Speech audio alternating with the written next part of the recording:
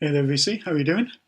Um, this is going to be a video response to a sort of thread that I've seen going on. Um, I know just before Christmas, James Griffiths did a video on his music books, and just after Christmas, Mike over at MetalMickey did a top 10 music books that he's read recently. So I thought I would have just a look around the shelves, pull some books off, and then show them. I've got a lot of books on music. Most of them currently are in back bedroom directly above me, in storage while we wait to get some work done. But I have got some stuff that I've pulled off the shelves here. Yeah, a bit of a mix, so I thought I'd just show them. I don't want to kind of take too long on this. I'm not going to go into great depth on the books, but just say whether I think they're any good or not. Okay, just start things off. And the first one I've got is Kraftwerk publication. It says, great book, probably the definitive book on Kraftwerk. Well, if you like Kraftwerk in any way, shape or form, or have any interest on how they came about being a band, this is well worth a read.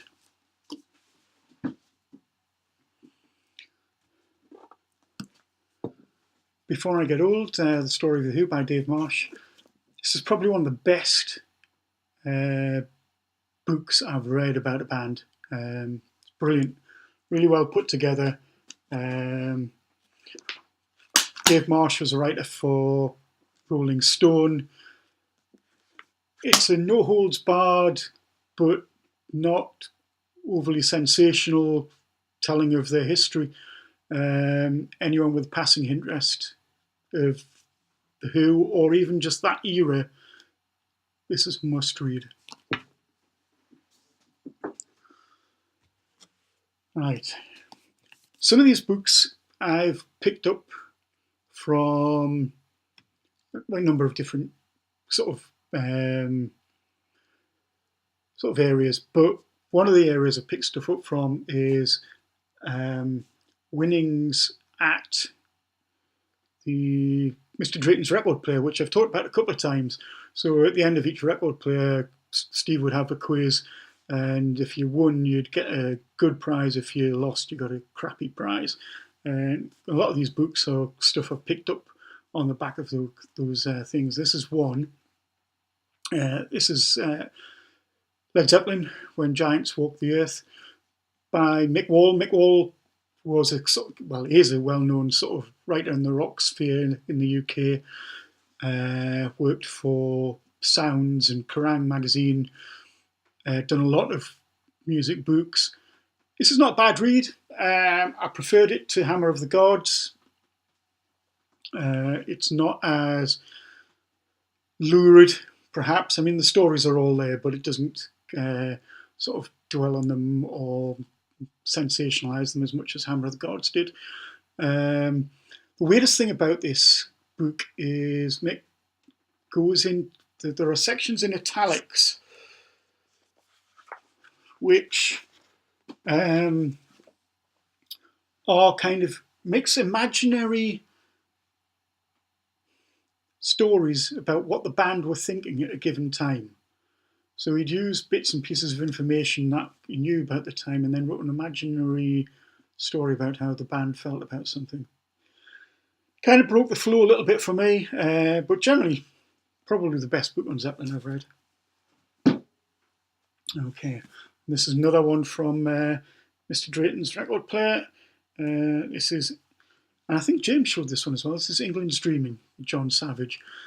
Brilliant, brilliant book if you were like me and sort of teenager in the 1970s. This, I mean, recaptures so many memories and thoughts of the time. It's predominantly about the Sex Pistols and about their rise and fall, but really sort of digs into the socio-economical sort of environment in which they grew up and in which punk sort of developed. Brilliant read. Heartily recommend that one. something, a couple of sort of stranger books. This is a novel, The Vicar Chronicles, and this is The Mysterious Case of Billy's G-String. It's a jokey book written by Punk Sanderson, but that's really sort of Dave Singleton, who's kind of the manager of King Crimson. It's kind of a spoof Sherlock Holmesy mystery type thing set in the music world, which may or may not be based on true stories. It's a diverting read. I didn't mind it. Would I have liked it as much for the King Crimson connection? Not sure, but didn't mind it. This is another Mr. Drayton's thing. This is Richard, a novel by Ben Myers. This is weird. I've not been able to finish this. It's a book really about the sort of mysterious disappearance of Rich Edwards, who was guitarist in Manic Street Preachers. Now, I'm not a huge fan of Manic Street Preachers, although that whole episode of their history is an interesting time. I don't know whether I felt it a little bit intrusive and a little bit, I don't know, distasteful. Not sure. Couldn't finish it. So if anyone wants a copy of Richard, Manic Street Preachers mystery story, drop us a line and I'll send it off to you.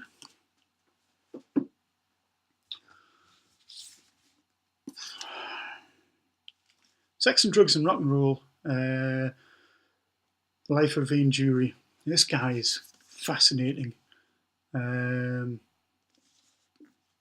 He is a brilliant songwriter and poet, but has a lot of demons. This book doesn't shirk from that. At times he's very hard to like, but it's fascinating nonetheless. Again, a little bit like England's Dreaming, it sort of does take you back to that time in the late 70s, early 80s, and a lot of the social, political sort of things that were happening around that time. Cracking read though, really enjoyed that.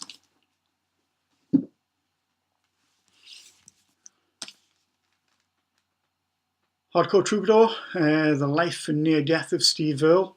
And this fascinating story. I mean, the guy is been through a lot. How he's still alive, who knows?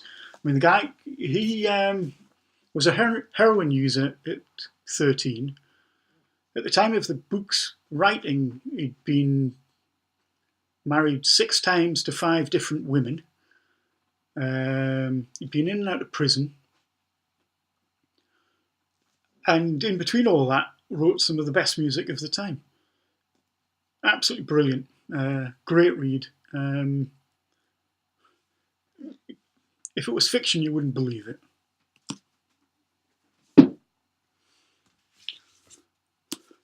Red.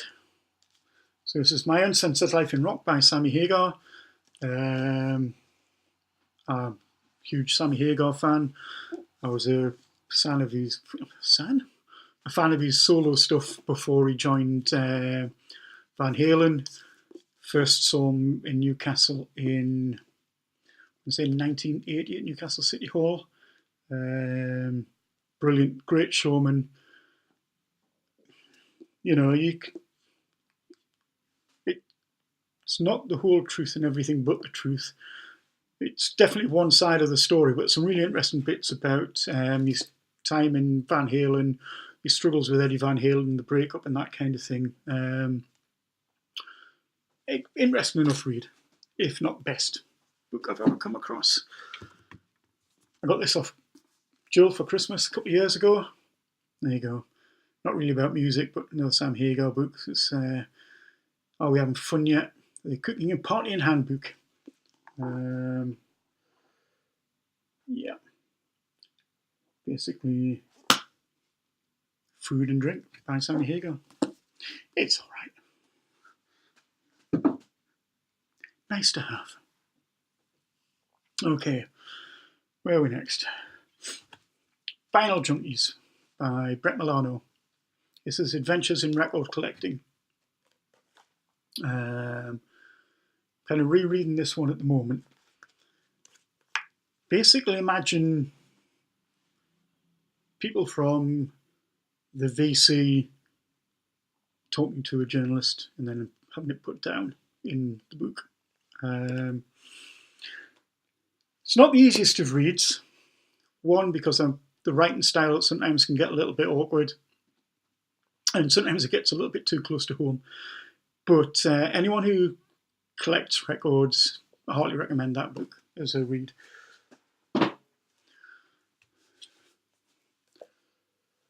Vinyl, a history of the analog record. This is more of an academic tome. Richard Osborne is a media professor at one of the UK universities, but still quite an interesting read.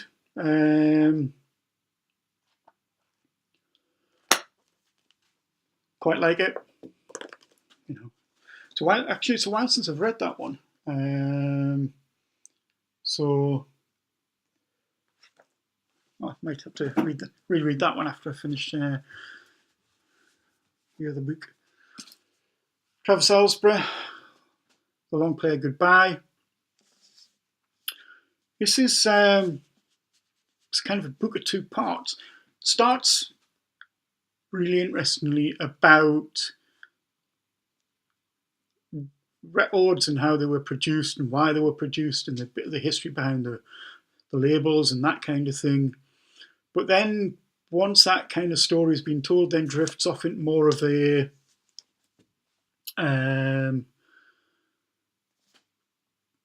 discussion on the music of the time and about the music scenes that were going on and stuff like that.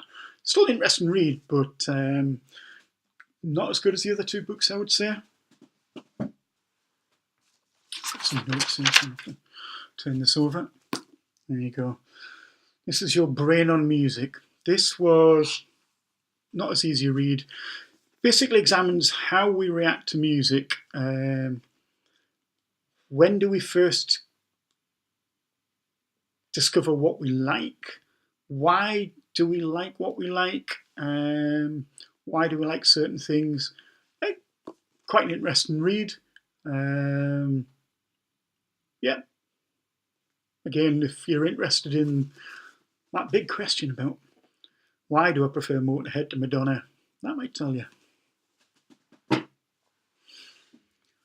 This is another prize from Mr. Drayton's record player. This is Fear of Music, the 261 greatest albums since punk and disco, or at least according to Gary Mulholland. And this was actually a library book from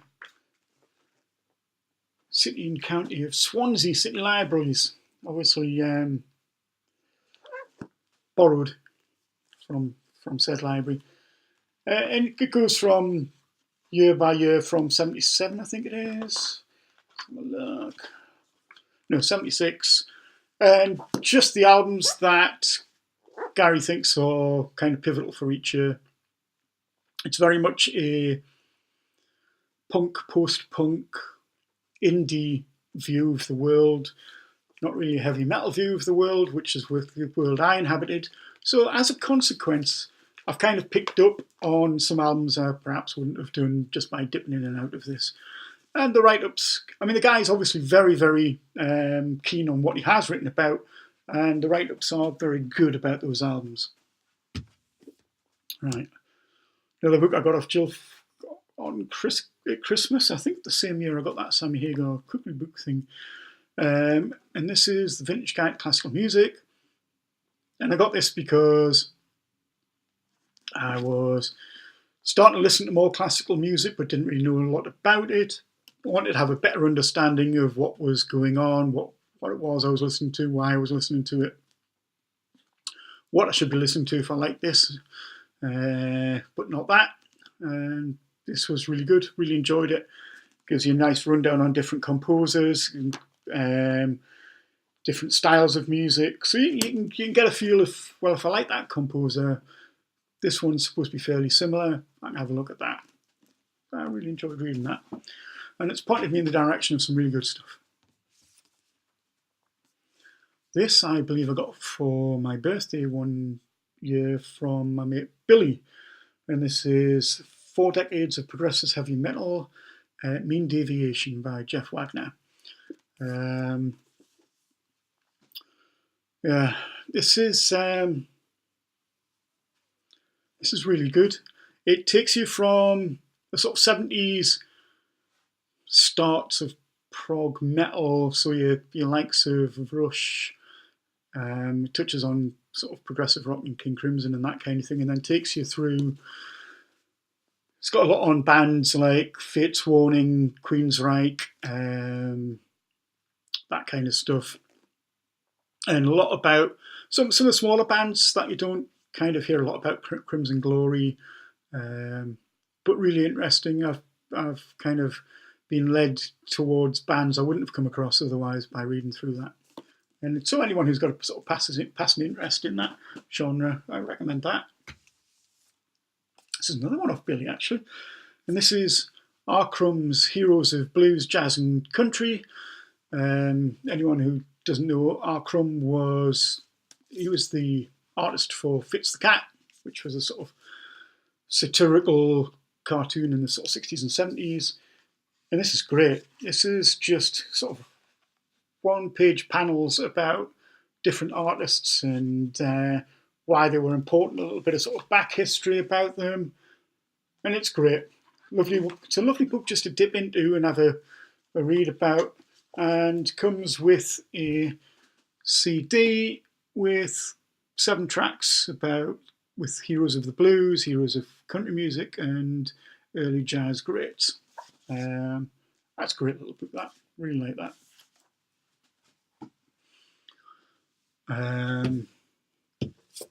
Book by a local author. This is No Sleep Till Saltburn by Mark Gregory. Mark Gregory hails from Saltburn, which is about 7 miles down the coast from here, on the wrong side of the River Tyne, but I'll forgive him.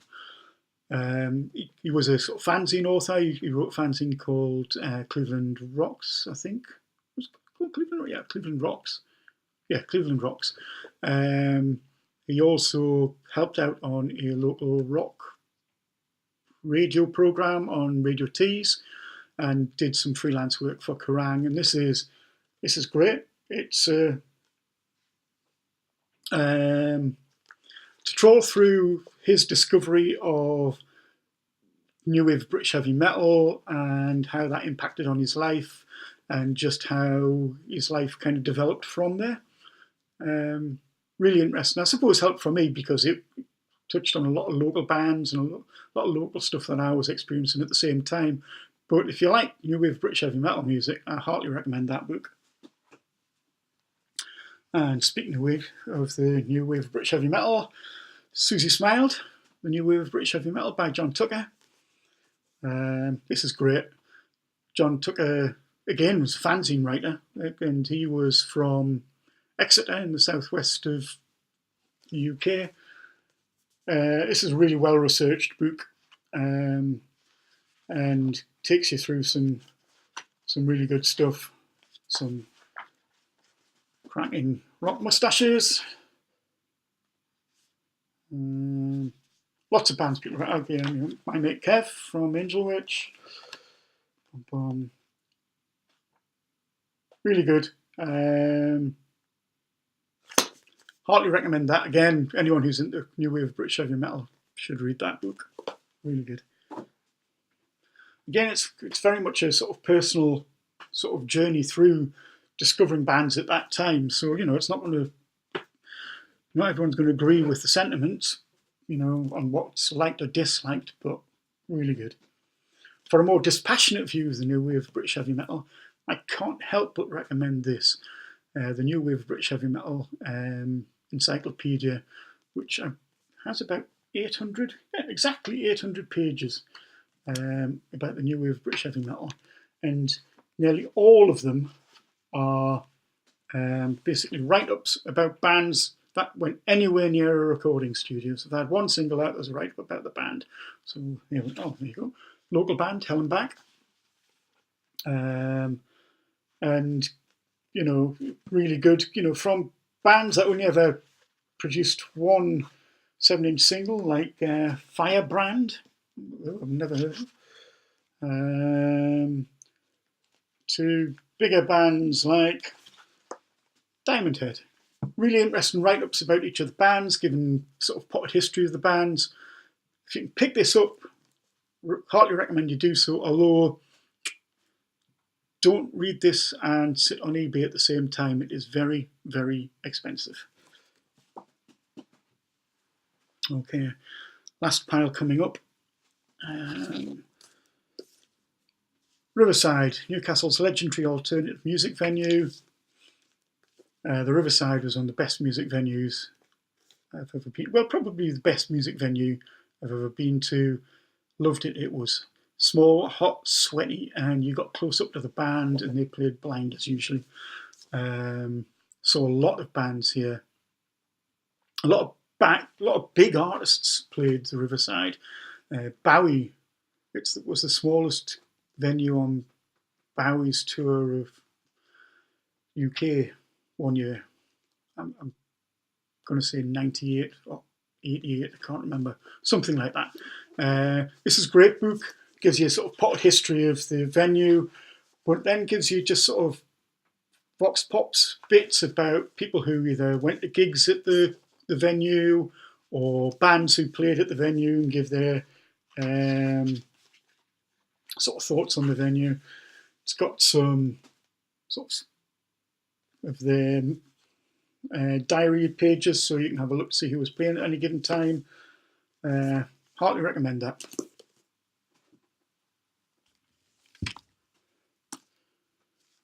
Grace Slick's Embodied to Love. This is brilliant. I've got a soft spot for Grace. Really, really nicely done. She doesn't pull any punches about why she did stuff, or, you know, she did it. She's not embarrassed by it. Something she did, so she'll own up to it. It's really interesting. Listen to her talk about, say, the Starship stuff of the 1980s, which basically just said, look, pays for the mortgage, you know, pays for the kids to go to school, you know. So what? Probably my favourite book ever about a band, or at least the sort of history of a band, and that's the Saga of Hawkwind by the late Carol Clark. Carol Clark was one of the editors for Melody Maker. Brilliant author, so written some really good music books. Died about 7 or 8 years ago, unfortunately, from breast cancer. This is brilliant. I mean, probably the most chaotic band in history. So, I mean, there's plenty to write about. It is almost a book of two parts. I mean, it starts from the very early beginnings of Hawkwind, you know, when they just kind of first got together, played loads of free gigs and stuff like that, all the way through to sort of, you know, the 2000s. First part up until about 1980. When you read it, everyone's kind of pulling in the same direction. All the band members would talk about how much they were enjoying being in the band, how much they enjoyed being in the band, stuff like that. All the kind of recollections post 1980 tend to get a little bit more factional. So the infighting starts to come out, the different cliques within the band and past members start to come out, and it gets really quite juicy. It's an excellent, excellent read.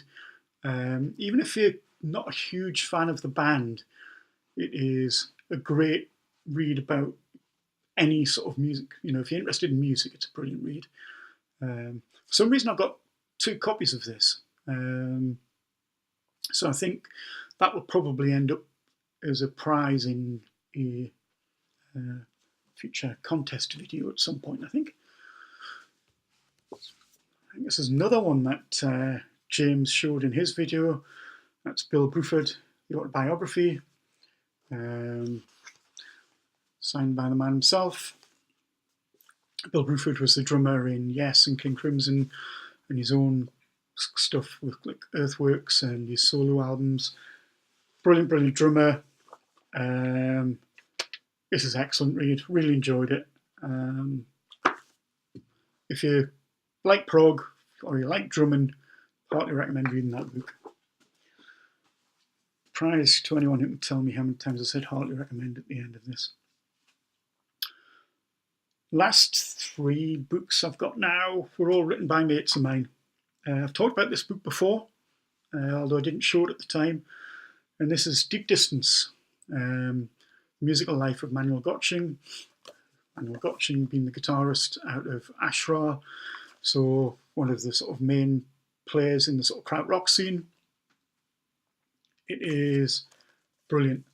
Even if you don't know the genre that much, which I have to admit I don't, Christian makes it really interesting and easy to digest.